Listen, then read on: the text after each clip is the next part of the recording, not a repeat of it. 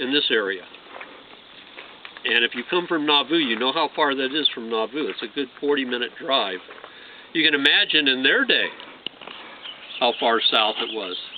I often think, well, I know Hannah Knight Libby, John's wife, obviously was twisting his arm because he got out to Missouri to be near the family after they left Maine.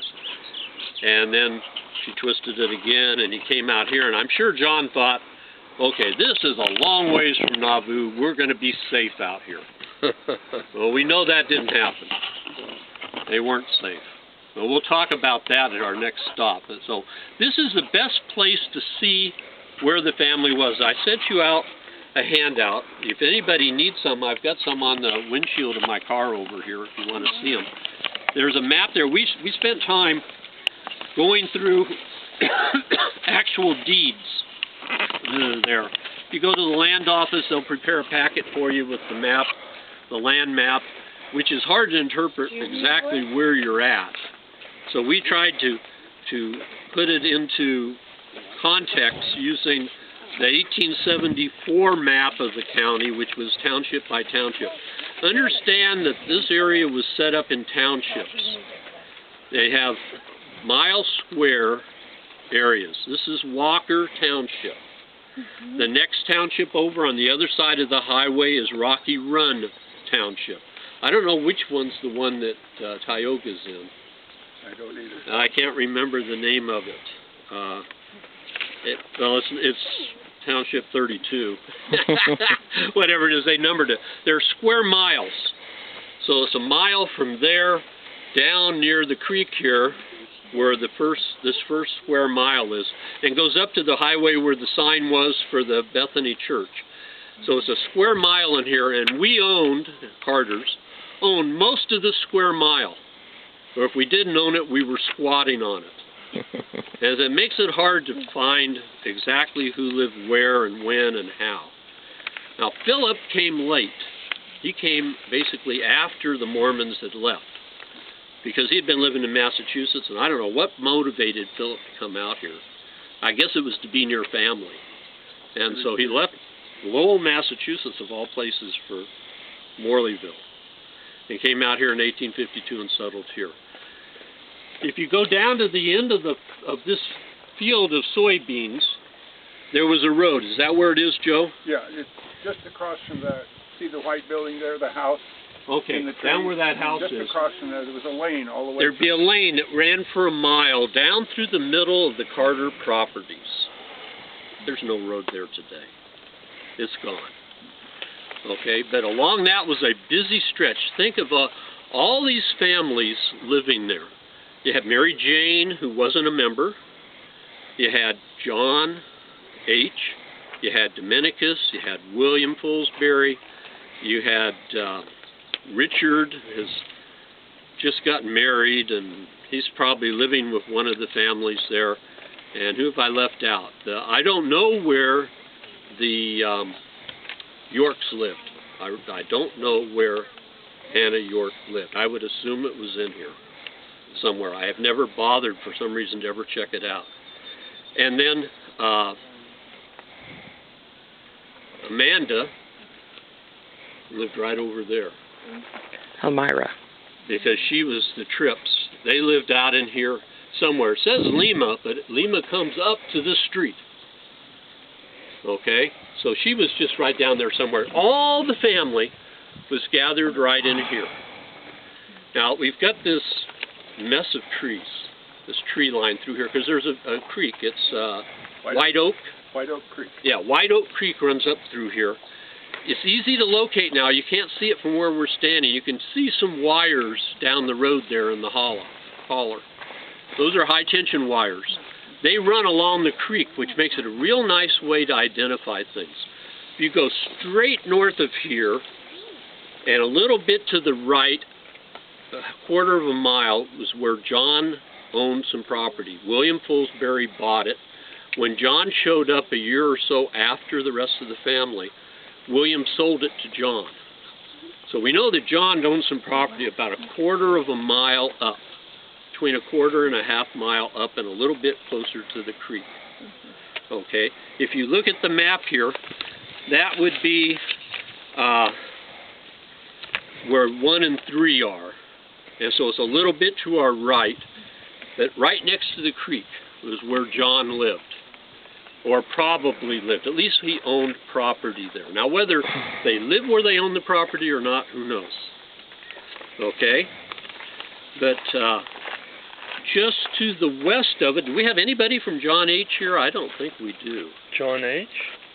John Harrison? Yeah. Okay. John H. then would be a little bit to the west of where John lived. The only way we can tell where John H. lived is because when John H. got ready to leave, he sold his land to John.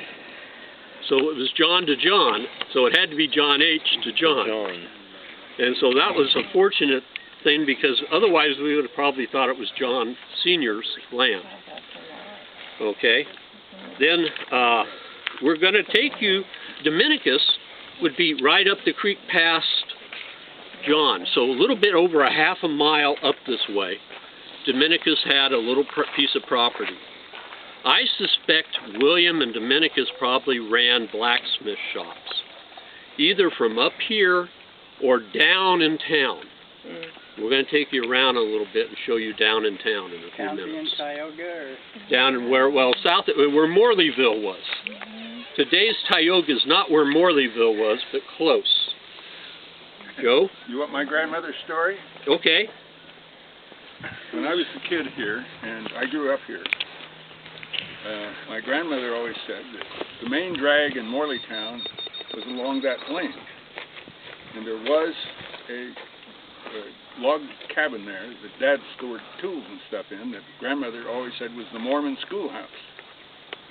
And there was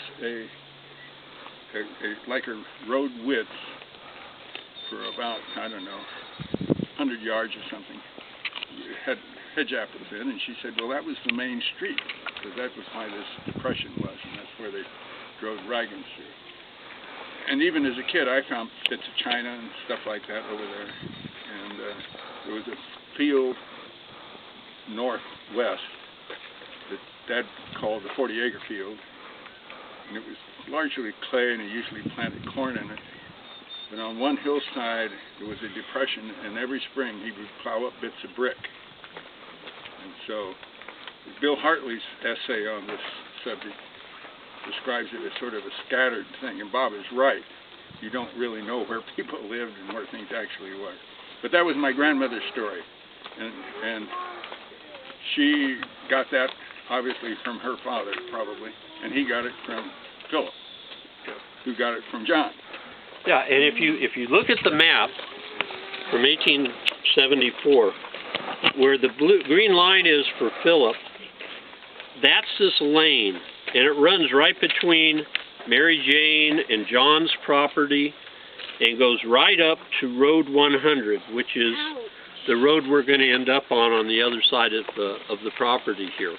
And there was a school in 1874 there. But that wasn't the Mormon school, because that was built long after. That was the Crescent School. My mother went to school there. Yeah. And so you would have used that lane. So that lane bisected a lot of the properties. Mary Jane Dooley lived on a piece of land up in here, and then also up on Road 100. And she and Phillip and their sister Tripp down here in Lima were the only ones left after the Mormons departed. So John was living with somebody, and we'll talk about who he had to be living with when we get over on the other side. But this is the best you can get without getting permission from somebody to go in there.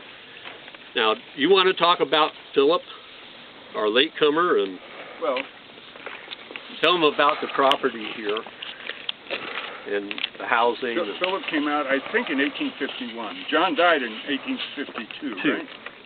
And Phillip came out the year before with his 4-year-old son, Charles. And presumably took over the farmstead. And then when John died, Phillip started acquiring more property. And this was a substantial portion of it here, and he bought across the creek towards what was called the Niederauer Hill when I was a kid. This hill, by the way, I always grew up, it was Carter Hill. This was Carter Hill Farm when I was a kid. And in the early days of the automobile, people from Quincy with their new cars would come out and see if they could get up the hill. And if they couldn't get up going forward, they would try to back up. And sometimes they turned over. And I've got some photographs of all of that. And anyway, but this was, Phillip was a tough old bird. Tough guy, according to the family lore.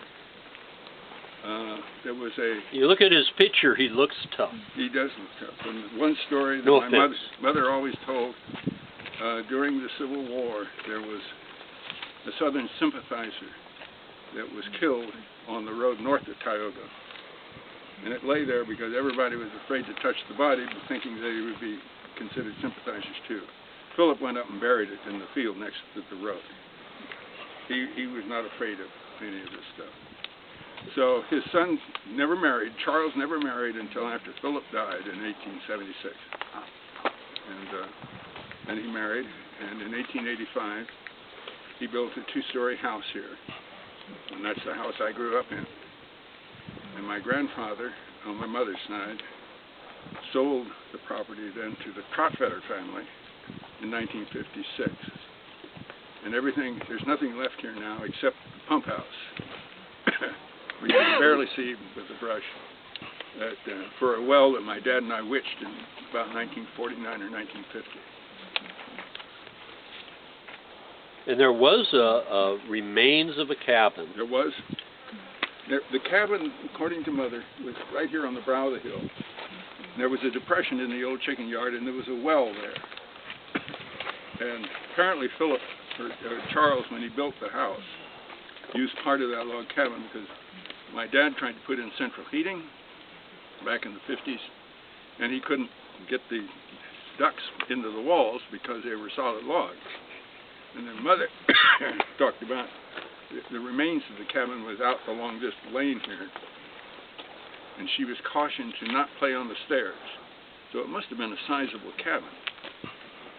And she remarked it. Her mother said, "Don't play on these stairs." Now, whether it was a Jim Cracky kind of stair that log cabins had, I don't know. Yeah. But mostly the problem we have is our family's homes were destroyed by the mobs. Every one of them, even John's, and I'll remember. Every one of them was burned to the ground. They were log cabins. You're just not going to find things. Brick would indicate probably a later, could it have been Phillip's? I suspect because of the land, it was probably Phillip's original place he lived. There was or no something. brick building here that I know of. You know, nobody knows for sure. But that's the sad part. All we have is a map to say, okay, they lived out in this area. So basically you look due north and you can see that back in there behind those trees is where your family lived. And because it's private property, you're going to have to get permission from owners to even go back in there. And you're not going to find anything anyway. So that's the sad part. So let me ask this: what would the country? I mean, we got soybeans here being grown, right, and various corn and whatnot. But what would it have been like? Trees? Well, this was. We'll talk about Morleyville down here. The Morleyville was one of the bread baskets for Nauvoo. These families were sent out here. There were, I can't remember. I thought there were about 100. 100. That's what I was going to say, 100, but it seemed like too many. But I think that's right. That's what There were about 100 of these little communities scattered, around, and they were feeding Nauvoo. And so they grew grain out here. That's what killed Edmund Durfee. He came out here to get grain to bring into Nauvoo, and he picked the night that the mob came and killed him.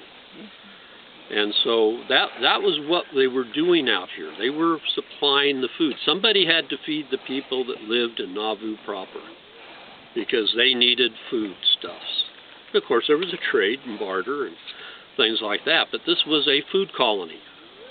And so what they grew was mainly grains, from what I understand. I don't know if they grew that much corn, but it was mainly the wheat and barley, oats, stuff like that. And where you didn't have the trees, you could clear the land and farm it. How much of it was clear, I don't know. Now, I know this much. John had the only piece of land other than the Tripp family in Lima County. That field right next to where you're parked was owned by John. About 40 acres right in here along the road was also owned by John. And John was older in those days. He was an elderly gentleman, so he wasn't doing the farming. He bought the property, and then the kids probably did the farming. Who knows who was doing the actual farming there. So this is the Carter property. You're standing where your ancestors walked, one way or the other, as close as you can get to where they walked. And so it's just really, I think, cool and important that we know this location. Easy to remember. You go just before the drop-off down to the creek where the big gate is. And when you stand here, you're pretty much standing right under the TE of Carter. And if you look north, you can then visualize where everybody was. Visualize there were 500 people living out in this vicinity. Morleyville had a population of about 500. Today there's probably maybe, what, 20 people inside this square mile, something like that. Not many at all. Bob, So, as I was out here in 2001, it impressed me that there was no small effort for a mob to come around and burn down 100 houses yeah. and throw people out in the snow. And there's no small effort to get from here to Nauvoo in the winter on foot. This mob had to be pretty dedicated to Yeah. what they were doing. It wasn't just a little side job. It was a big effort to come out here and get rid of these people. Well, I brought some show and stealth stuff between we're at the church for lunch. I've got photographs of the house here, and I've got Bill Hartley's book, pamphlet, that talks about Morleytown and the... Yeah, and I'm going to give some excerpts from it at our next stop, Right, too. okay. Yeah. Hartley was a descendant of Durfee. Okay.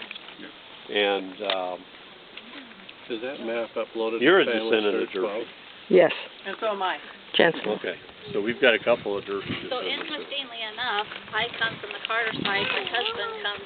Our connection is through that Durfee line. That's where my husband and I are related. At several generations. So we'll have to talk about how you tie into the Carter family. So anyway, any other questions from here? Is that map on Family Search, or can I get a copy of it? No, it's not. I need to eventually do that, though. Have you got extra copies? Yeah, I've got extra copies right on my windshield over Okay. here. Barbara, you want to grab them? I sent these out to everybody, but I knew some people wouldn't bring them, and maybe some people never copied them. Anybody else? Okay. And then inside it is the map that I'm looking at. Thank you. The only difference is, see, I wrote on mine who's where, but they fit the land deeds down below it. Okay? It's always hard when you do research to do land records because people don't always record changes.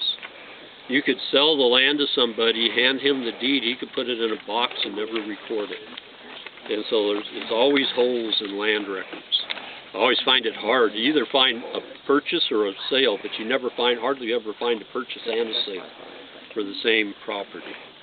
You just find one or the other. It's just really tough. Okay, so what we're going to do now, this is considered Morleyville. I call it Carterville, but it is actually Morleyville. What about Yellowron? We're going to go down by downtown Morleyville. The map referred to it as Yellowron, so was it ever Yeah, known as Yorome is Yellowron? the other name for it, which is Morley spelled backwards. Yelrome. Morley, backwards. So you can name it whatever you want. We'll call it Tioga today, because Tioga's next to where the downtown was. They actually did have a downtown. Again, you're just going to see a field. There's a sign, follow me. We're going to go down to the first road here and hang a left and go up and around a curve there, there's a sign for Morleyville there. And they're going to have harder parking because here it's nice, it's flat. There they've got the culverts. And so about the best flat land is a little bit beyond and we'll have to walk back. But find as best you can to get off the road as far as you can without tipping your car over. We don't have services out here. It'll be a while to get a tow truck out here. But try to get off the road as far as you can. I think people expect cars along the edge. That's just the way it is out here. But we'll meet there and we'll talk a little bit more about Morleyville. I have some writings from the book that Joe was just quoting from that we'll talk about. Any other questions from here? Okay, let's load them up and head them out.